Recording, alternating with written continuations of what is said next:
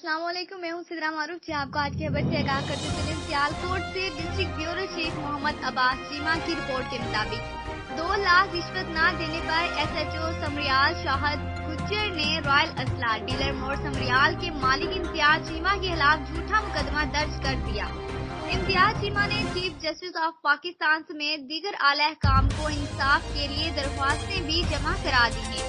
इम्तियाज चीमा का मौक़िफ़ है कि होम मिनिस्टर की जानिब से जारी शुदा असला डीलरशिप रिपेयरिंग लाइसेंस के तहत कारोबार कर रहा हूँ। मेरे खिलाफ नाजायज, गैर कानूनी, गैर अखलाकी तौर पर महज बत्ता रिश्वत अदा न करने के बाद मुकदमा दर्ज किया गया है। आला अहकाम शफाफ इंक्वायरी करवा कर कसूरवार को करार वाक़या सजा दी जाए।